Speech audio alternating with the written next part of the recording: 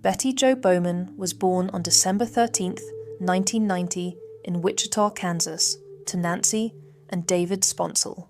From her earliest days, Betty radiated the kind of warmth that drew people to her. At Bishop Carroll Catholic High School, she was known for her bright smile and genuine kindness, qualities that would follow her throughout her life. Betty's path to pharmacy was driven by a desire to help others. She threw herself into her studies at the University of Kansas School of Pharmacy, earning her doctorate in 2017. Jason Herold, who would later train Betty at Mayo Clinic, said, "She was so sharp and very reliable and hardworking and smart. We hit a home run with that one. She was like a very, very good pharmacist. She was also a really nice person." Eric Mueller, a colleague who worked alongside Betty, remembered her infectious positivity. She brought a positive, upbeat attitude into every situation, and her kind heart was always open to helping others. Betty wasn't just dedicated to her work. She was passionate about life itself. She loved traveling, taking trips to Yosemite, Hawaii, and Iceland. She was a fierce advocate for LGBTQ+ rights, and she absolutely adored her corgi, Sir Crumpet II of Mulberry. Friend David Berger recalled their final conversation. Literally, a week before she left, she was describing this double rainbow she saw before work when she was walking Crumpet. She wished us all happiness and hoped that we found beauty in our day. That was just her. But the person who should have treasured Betty's beautiful spirit the most was the very person who would destroy it. Connor Fitzgerald Bowman entered Betty's life as she was building her career. Connor was a medical student, 2 years into what would become an internal medicine residency at Mayo Clinic. He was intelligent, ambitious, and had specialized knowledge that would prove deadly. Connor was a poison control specialist with intimate understanding of toxic substances. The couple married on May 30th, 2021, at the Rhapsody in Independence, Missouri. To friends and family, they seemed like the perfect medical power couple. Both were climbing their professional ladders at one of the world's most prestigious medical institutions. They moved to Rochester, Minnesota, where Connor completed his residency, and Betty found her calling in the operating room pharmacy. But beneath the surface, cracks were already forming. Connor carried substantial medical school debt that forced the couple to maintain separate bank accounts. By August 2023, friends would later testify, the marriage was deteriorating rapidly. There were discussions of divorce, allegations of infidelity, and mounting financial stress. What no one realized was that Connor had already begun planning a very different kind of solution to his marital problems. On August 5th, 2023, while Betty was at work saving lives, Connor Bowman was at home researching how to take one. His internet search history would later reveal the methodical mind of someone planning the perfect crime. Connor typed into his computer, "Internet browsing history. Can it be used in court?" Then, "police track package." He was laying the groundwork for what investigators would later recognize as one of the most premeditated murders in Minnesota's recent history. Connor's medical training had given him a unique advantage.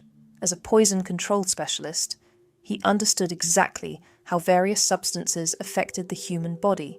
He knew which poisons were difficult to detect, which symptoms would be attributed to other causes, and most importantly, how much would be lethal without being immediately obvious. On August 10th, Connor made his first attempt. He prepared a smoothie for Betty, behavior that struck her as odd since Connor never made anything for anyone, according to friends. Betty took one sip and immediately said it tasted bad.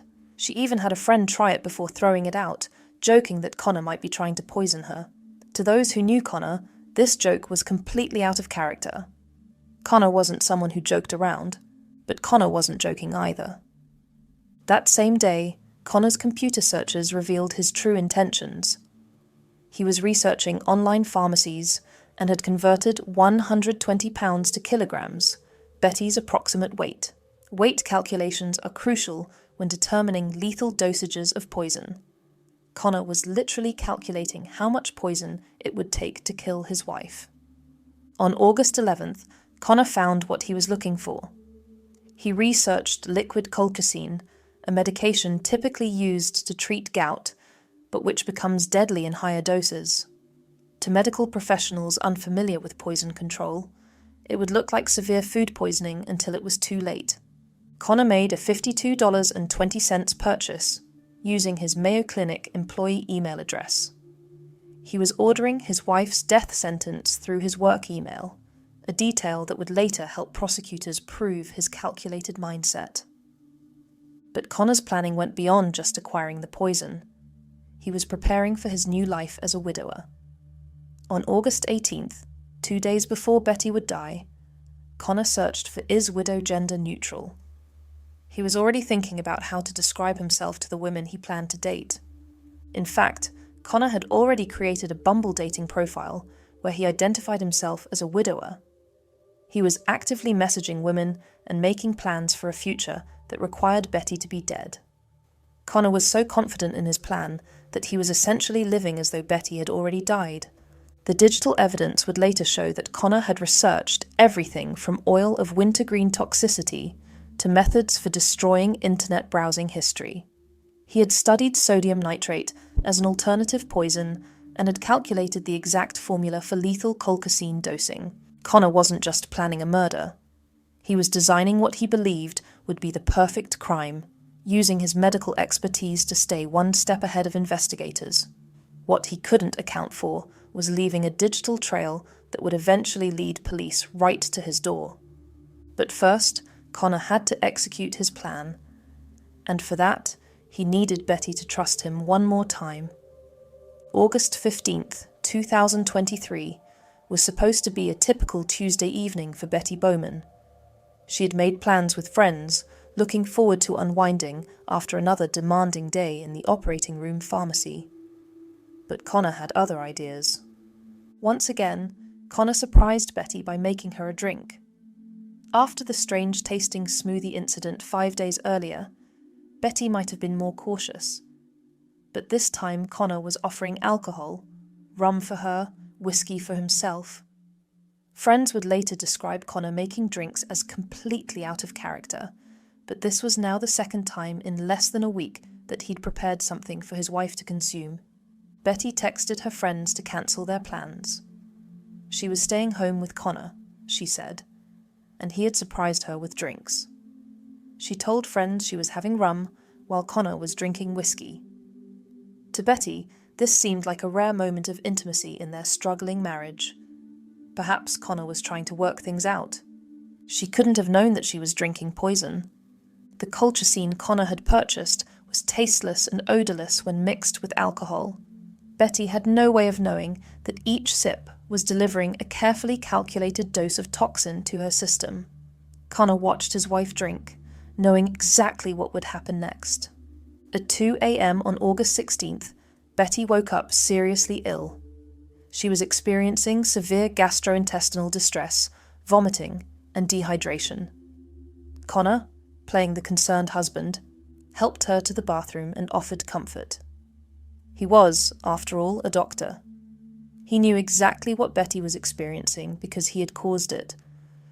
By morning, Betty was texting friends about her condition. "I've been very sick since 2 a.m., she wrote. She thought it was from the large smoothie she had consumed 5 days earlier.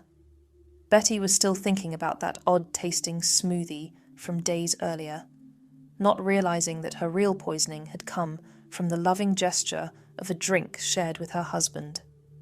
Connor accompanied Betty to Mayo Clinic's St. Mary's Hospital, where she was admitted with what appeared to be severe food poisoning. The medical staff, not suspecting poison, began treating Betty for gastrointestinal illness and dehydration. Connor played his role perfectly. He was the attentive, worried husband, constantly at Betty's bedside. Medical staff noticed how calm and composed he seemed, but attributed this to his medical training. Doctors often remained steady in crisis situations. What they didn't see was Connor repeatedly accessing Betty's medical records throughout her hospitalization. Using his position as a Mayo Clinic resident, Connor was monitoring Betty's condition and treatment from the inside. He told hospital staff that Betty was suffering from hemophagocytic lymphohistiocytosis, or HLH, a rare condition that could explain her symptoms. tests for HLH proved inconclusive, but Connor's suggestion showed his intimate knowledge of how to misdirect medical professionals. Betty's condition deteriorated rapidly. What had started as apparent food poisoning was now causing cardiac issues, fluid buildup in her lungs, and organ failure. Emergency surgery was required to remove portions of her colon due to necrotic tissue that was literally dying from the poison coursing through her system. Throughout this ordeal, Connor maintained his facade. He comforted Betty, spoke with doctors, and updated friends and family. But he was also doing something else entirely. Even as Betty fought for her life, Connor was messaging women on dating apps, describing himself as a widower and bragging about the $500,000 he expected to receive from his wife's life insurance policy. On August 20th, 2023, Betty Jo Bowman died from organ failure caused by colchicine poisoning. She was 32 years old. Connor's response was immediate and telling. He wanted Betty cremated as quickly as possible, claiming she didn't want to be a cadaver. He tried to stop any autopsy from being performed. For a grieving widower, Connor seemed remarkably focused on preventing any further examination of his wife's body. But unknown to Connor, someone was already suspicious of his behavior. The call came into the Southeast Minnesota Medical Examiner's office on August 21st, 2023, just one day after Betty Bowman's death. An anonymous voice delivered information that would transform this from a tragic medical case into a homicide investigation. The caller reported that the Bowmans were talking about a divorce following infidelity and a deteriorating relationship. It was the kind of tip that medical examiners and police take very seriously when someone dies unexpectedly. The caller seemed to have intimate knowledge of the couple's private struggles, information that wasn't widely known among their friends and colleagues. Dr. Elizabeth Weiss, the medical examiner, immediately halted Connor's cremation order. If there were suspicions of foul play, Betty's body needed to be preserved for a thorough autopsy and toxicological examination. Connor's insistence on immediate cremation now appeared in a much more sinister light. Captain Casey Moylanen of the Rochester Police Department was assigned to lead the investigation. With over 20 years of experience, Moylanen had seen his share of suspicious deaths, but something about Connor's behavior set off alarm bells from the very beginning. Detective Alex Kendrick was brought in to handle the forensic aspects of the case. Kendrick specialized in digital evidence, a skill that would prove crucial as investigators began to uncover the massive digital trail Connor had left behind. The first breakthrough came from an unexpected source, the University of Kansas, where Connor had previously been employed. University officials contacted Rochester police to report suspicious internet searches on Connor's work devices. The searches included detailed research on colchicine, sodium nitrate, and repeated queries about how to delete browsing history. What emerged was a picture of meticulous planning that contradicted every aspect of Connor's grieving widower facade. The investigation team obtained warrants to search Connor's electronic devices. What they found would shock even experienced investigators who thought they'd seen everything. From 15 different devices, police extracted 9 terabytes of data, more digital evidence than most murder cases generate in their entirety. The data painted a chilling picture of Connor's mindset in the weeks leading up to Betty's death. Every search, every website visit, every online purchase was preserved in digital amber, creating an undeniable timeline of premeditation. Connor had researched the lethal properties of multiple poisons, studied how to avoid detection by law enforcement, and most damningly, calculated the exact dosage needed to kill someone of Betty's weight. But perhaps most disturbing was Connor's dating app activity. The investigation became a race against time. Connor was still free, maintaining his innocent facade, and pushing for Betty's cremation. if investigators couldn't build a solid case quickly, crucial evidence might be lost forever. By early October 2023, investigators had built an overwhelming case.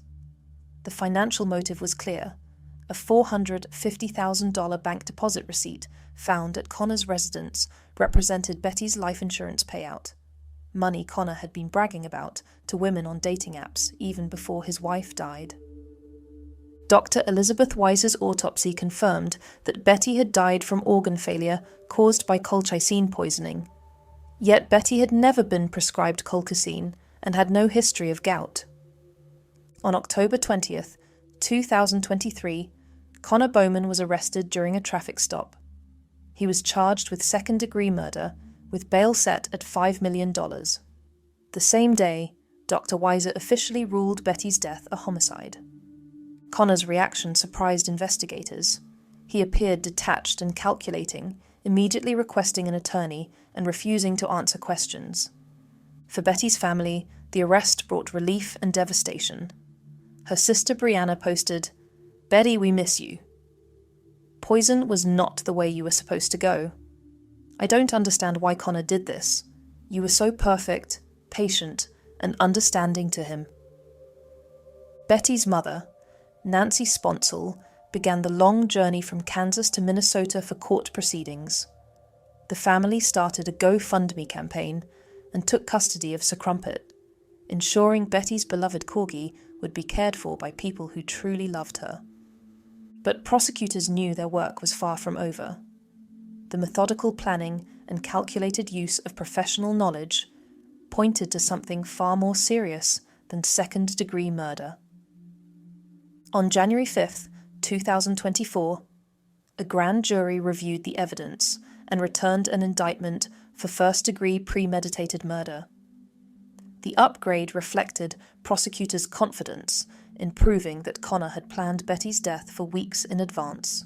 First-degree premeditated murder in Minnesota carries life in prison without parole. For Connor, this meant he would never see freedom again.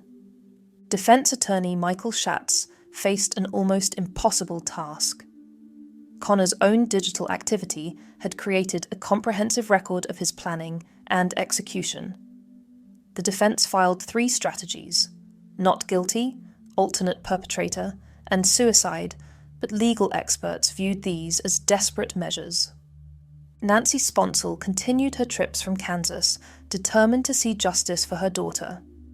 As Connor awaits trial in the Olmsted County Adult Detention Center, the case stands as a reminder that domestic violence can hide behind any facade of professional respectability. Betty Bowman was a brilliant pharmacist who brought joy to everyone, wishing her colleagues happiness. The question now is whether a jury will see what investigators saw: proof of one of the most coldly calculated murders in Minnesota's history, committed by the very person who had promised to love and protect Betty most.